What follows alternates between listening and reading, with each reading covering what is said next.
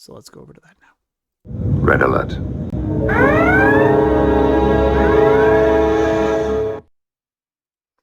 So, from CBS News, top surgery drastically improves quality of life for young transgender people, study finds.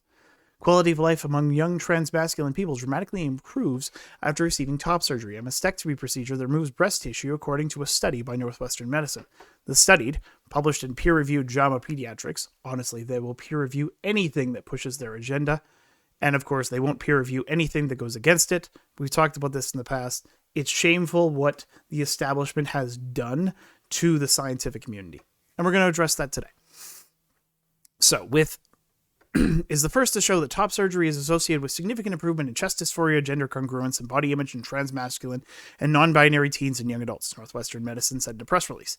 The study compared two groups of patients ranging in ages from 14 to 24. One group of 36 received top surgery, and a control group of 34 received gender-affirming care, but did not get top surgery. Control group would technically be someone who has these gender-confused ideals, but instead of getting gender-affirming care, would actually get therapy and get sort of treatment and counseling to assuade them to reject these delusional hypotheses, because they are indeed delusional. But let's take a look at the study and what they're actually trying to show. So, of course, you could read through the entire study, and I read through a decent amount of it, but the big points to note. So, 81 patients. That's the total of everyone that they had involved in this study. And of those 81, 11 were lost to follow-up. So that's a fairly significant margin that were just lost. So that's first strike against this study. 36 surgical patients and 34 match control patients. The only problem was that after they did all of these things, they've only done follow-up after 3 months.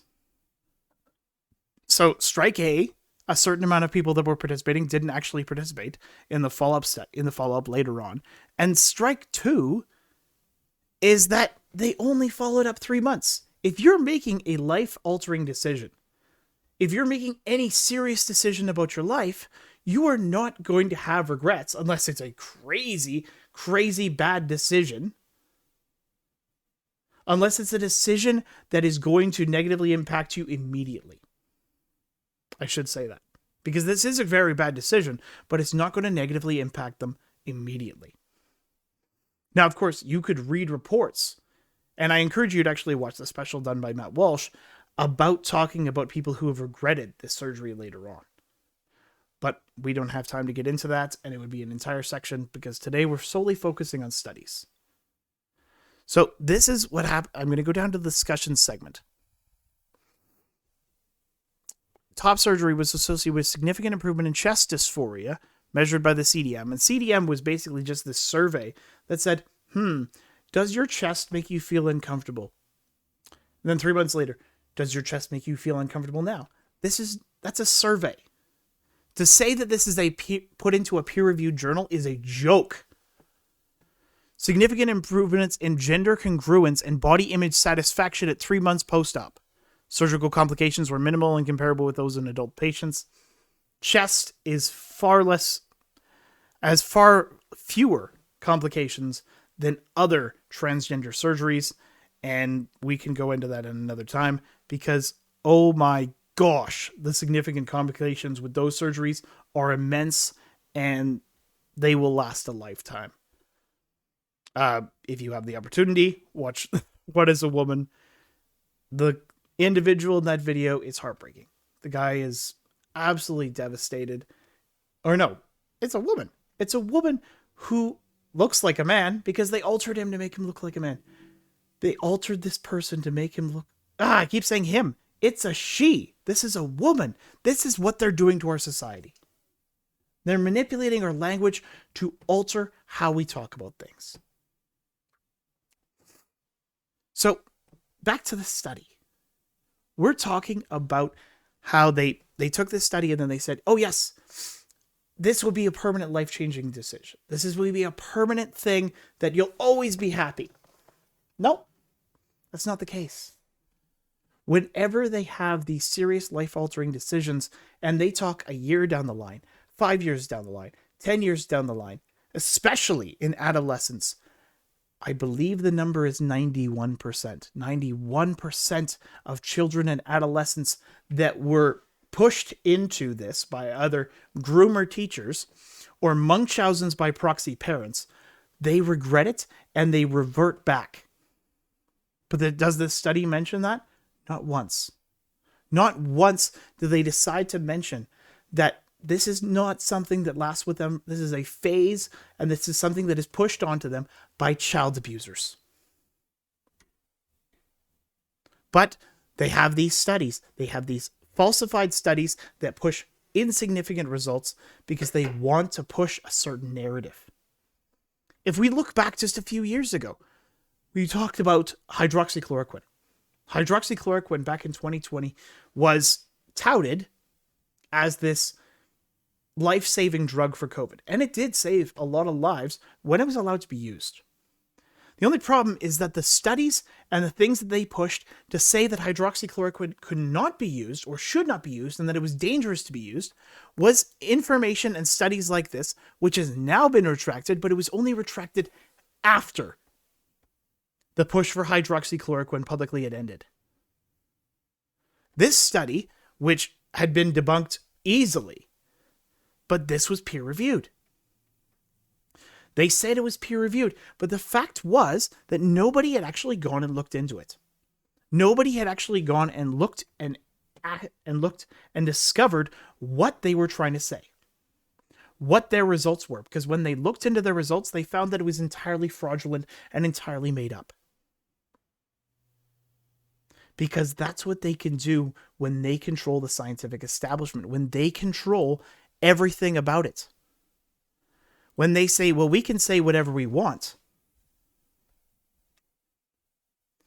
but it doesn't matter because we control it. Because they will listen to us because it's the science. Because it's our narrative. That's the problem. Is that when science gets connected with the narrative should not be guided, or the science should not be guided by the narrative. Sorry. What science should be guided by is data.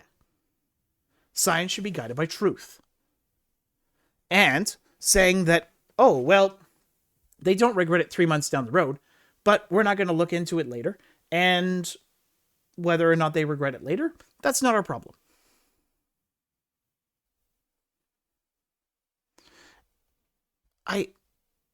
I don't see how that's actually helping people. It's not. It's hurting people. And I cannot abide by saying, yep, I'm going to go along with this. I'm just going to say, trust the science, and these children will be hurt and impacted for the rest of their lives. We talked last week about the Vanderbilt clinic and the damage that it was doing to children. And then when Matt Walsh and others uncovered what was happening, that they hid and they ran away. They deleted their website because they don't want you to know the damage that they're doing to kids. Because there is immense damage that is being done to children because of these surgeries, because of these gender transitioning hormones. No, Donnie, it's not benefiting more. There's no evidence that it's benefiting more in children. Transitioning a child, there's no evidence because there's no long-term studies on this. Because they're the guinea pigs. That's the biggest problem. Is that we don't know what the long-term effects are. We're guessing that they're guessing that this is going to help. But there's no evidence of that. Yeah. Well, thank you. I'm glad that I'm glad that with a little bit of back and forth, I'm glad that this chat has been helpful, or this chat has been engaging. Of course, if anybody has any other questions about any of this stuff, I'm glad to go into that. But today, as I said earlier, today is going to be a bit of a shorter show because today it's just me, and I'm gonna I'm going to try as much as I can to have a back and forth with people in the comments, but that's going to be difficult, especially considering this next section, because the news you may have missed is mostly just me reading. So I'm going to jump into the news you